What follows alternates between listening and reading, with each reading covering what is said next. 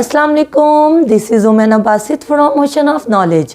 तो आज हम कर रहे हैं मैथ 11 की एक्सरसाइज 1.2 का क्वेश्चन नंबर 5, जो कि है right in term of iota. यानी ये जो पार्ट दिए हुए हैं हमने इनको अयोटा की शक्ल में लिखना है। तो सबसे पहले आपको ये दिमाग में होना चाहिए कि अयोटा स्क्वायर -1 के बराबर है। ये चीज़ आप अच्छे तरीके से याद कर लें। उसके अलावा इसको मज़ीद सिंप्लीफाई करें। जब दोनों तरफ स्क्वायर रूट लें तो वो बनता है, तो स्क्वायर रूट से कट जाता है तो अयोटा बन जाता है स्क्वायर रूट -1 के इक्वल।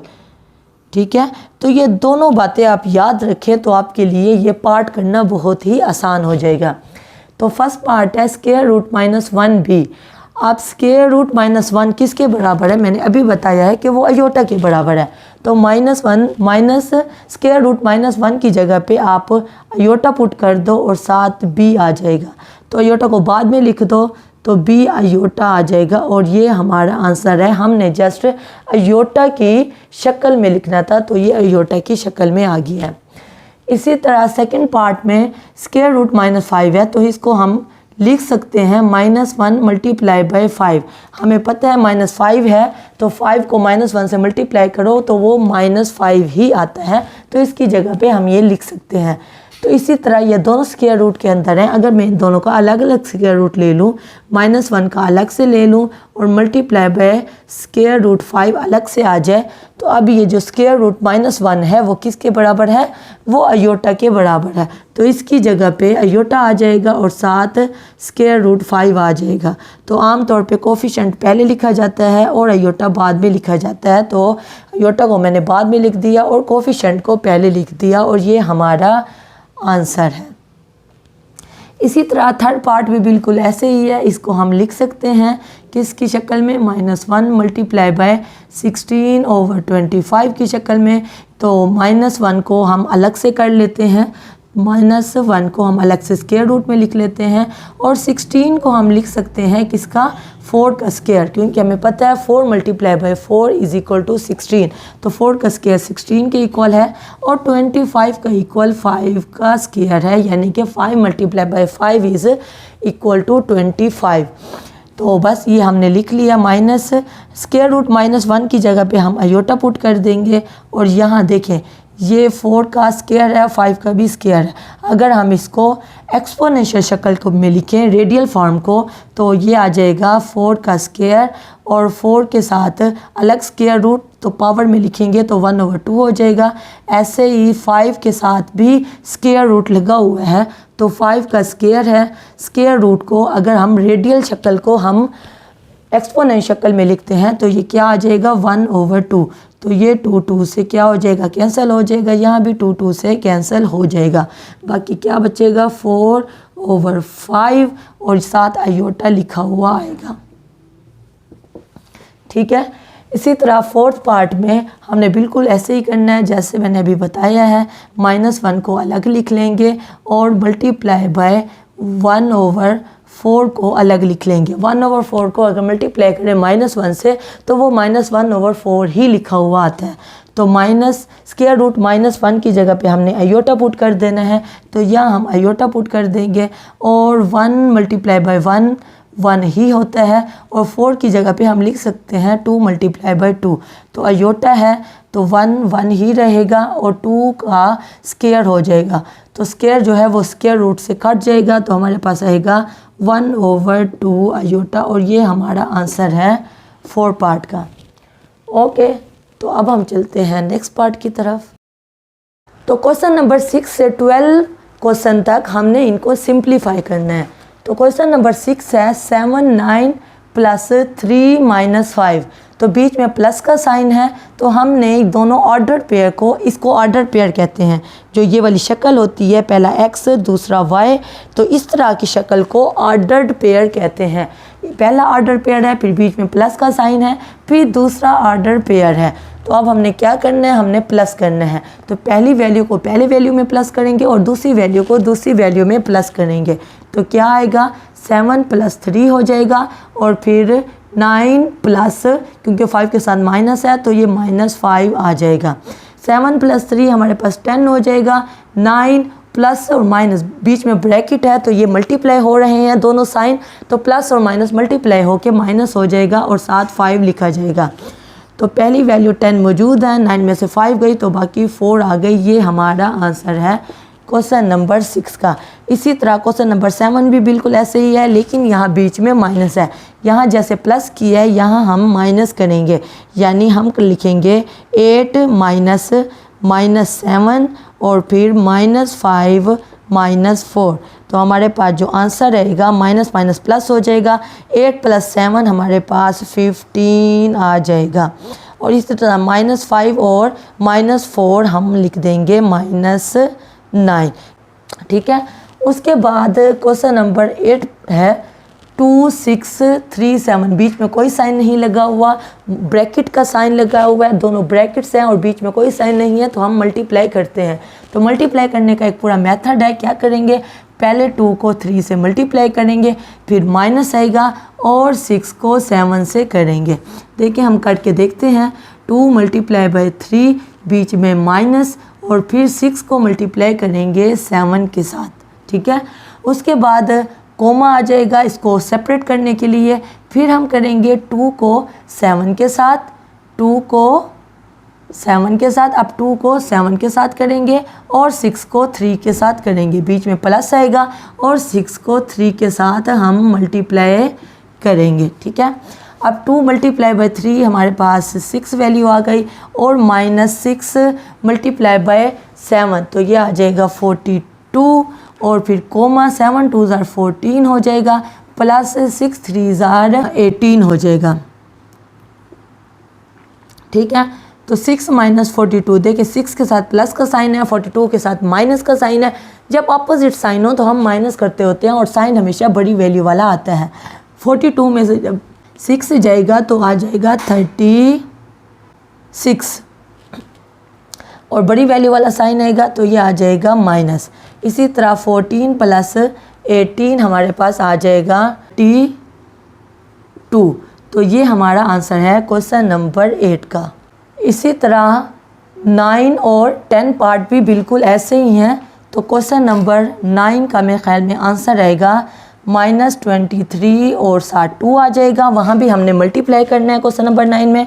और क्वेश्चन नंबर 10 का आंसर रहेगा 15 और 0। ठीक है। ऐसे ही मल्टीप्लाई करना है, पहली वैल्यू को पहली वैल्यू के साथ, फिर बीच में माइनस का साइन, फिर दूसरी वैल्यू को दूसरी वैल्यू के साथ, फिर कोमा आ जाएगा, फिर पहली वैल्यू को दूसरी वैल्यू के साथ और दूसरी वैल्यू को पहली वैल्यू के साथ मल्टीप्लाई कर देंगे। ठीक है। क्वेश्चन नंबर 10 तक आप बिल्कुल ऐसे ही कर लेंगे। क्वेश्चन नंबर 11 में बीच में डिवाइड का साइन लगा हुआ है। तो डिवाइड का मतलब होता है बट्टा, वो आपको पता है।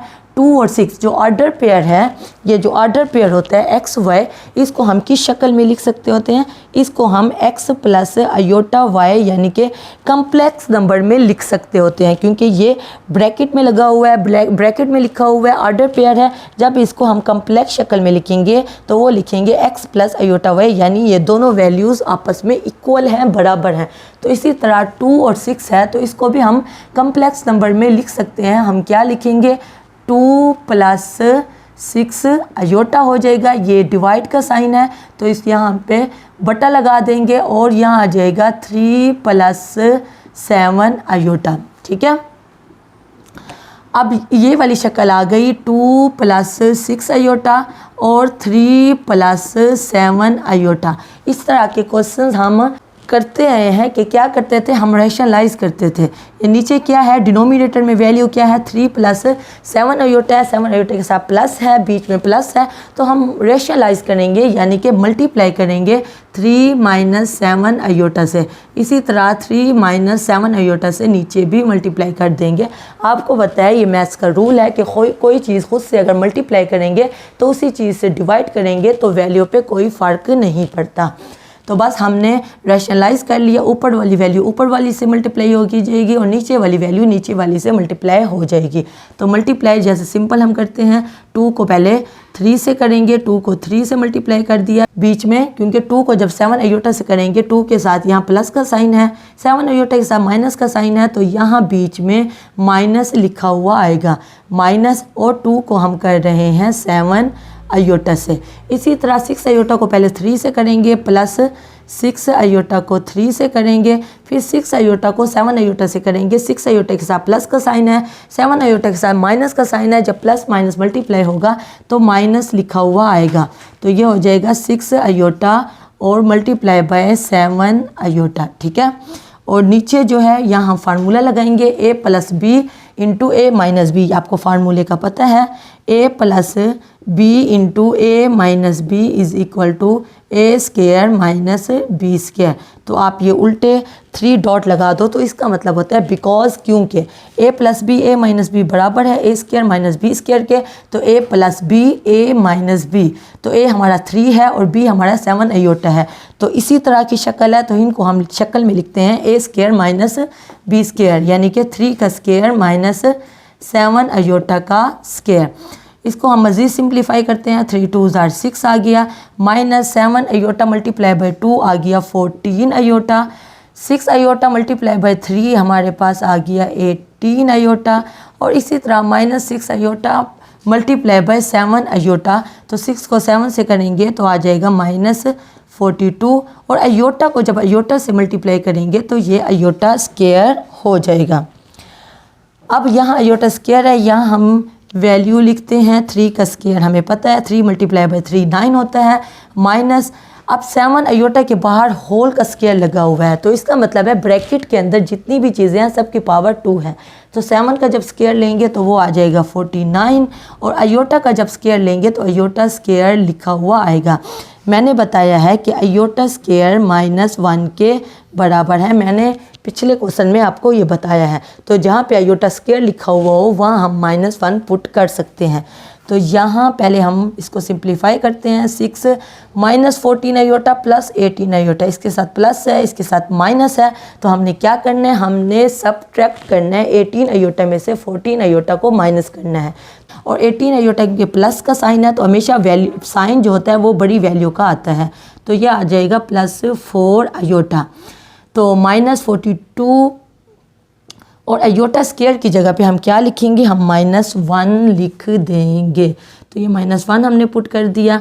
यहाँ नीचे हमारे पास 9 माइनस 49, आयोटा स्केयर की जगह पे हम क्या पुट करेंगे, वो -1 पुट कर देंगे, और फिर आगे मज़ीद सिंप्लीफाई करेंगे। हमारे पास जो वैल्यू आएगी वो आएगी 6 + 4 आयोटा, और -1 जब माइनस से मल्टीप्लाई होगा तो हो जाएगा +42, और इसी तरह नीचे हमारे पास जो वैल्यू बनेगी वो बनेगी 9 -1 जब माइनस से मल्टीप्लाई होगा तो +49 हो जाएगा। तो यहाँ जगह बची हुई है, मैं यहाँ बाकी सॉल्व कर लेती हूँ। 6 + 4 आयोटा + 42, यानी 6 और 42 को हम ऐड कर सकते हैं। 42 + 6 क्या हो जाएगा, 48 हो जाएगा, और फिर +4 आयोटा, 6 + 42 48 हो गया, और 4 आयोटा हमने अलग से लिख लिया।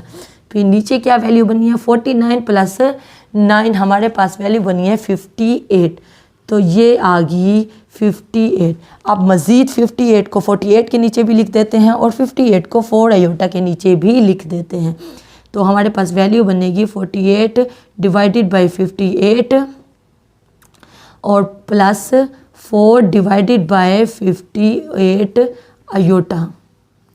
ठीक है, अब इसको जब हम कट करेंगे तो कट करने के बाद बाकी वैल्यू मैं यहाँ लिख देती हूँ। 48 को 58 पे कट करेंगे, दोनों 2 के टेबल पे आते हैं, तो ये आ जाएगा 24/29, और जब 4 को 58 पे यानी कि 2 के टेबल में काटेंगे तो ये हो जाएगा +2/29 आयोटा। तो देखें इस शक्ल में आ गया, आयोटा की शक्ल में आ गया। अगर हम इसको मज़ीद आर्डर पेयर में लिखना चाहें, यानी कि इस ब्रैकेट में लिखना चाहें, तो इसको हम कैसे लिखेंगे, हम लिखेंगे 24/29 और कोमा 2/29, और ये हमारा आंसर है क्वेश्चन नंबर 11 का। तो क्वेश्चन नंबर 12 भी बिल्कुल ऐसे ही है, बीच में डिवाइड का साइन लगा हुआ है, 2 ऑर्डर पेयर हैं, बीच में डिवाइड का साइन है। तो इसी मेथड से हम रैशनलाइज करके सिंप्लीफाई करके एंड में ऑर्डर पेयर शक्ल में लिख देंगे। जब इस शक्ल में वैल्यू आ जाएगी, real part plus imaginary part iota की शक्ल में वैल्यू आ जाएगी और इसको हम ब्रैकेट में लिख लेंगे। तो आपके 12 क्वेश्चन हो गए हैं। उम्मीद है आज की वीडियो आपको पसंद आई होगी। उसके बावजूद अगर कोई कन्फ्यूजन हो, कोई मसला हो, कोई बात समझ ना आई हो तो आप नीचे कमेंट में पूछना, मैं इंशाल्लाह कमेंट बॉक्स में उसका डेफिनेटली जवाब दे दूँगी। तो अगर आप मेरे चैनल पे नए हैं तो प्लीज़ मेरे चैनल को ज़रूर सब्सक्राइब करें, और अगर आपको मेरी वीडियो थोड़ी सी भी इंफॉर्मेटिव लगी है तो मेरी वीडियो को ज़रूर लाइक करें। तो फिर मिलेंगे नए लेक्चर के साथ। अल्लाह हाफिज़।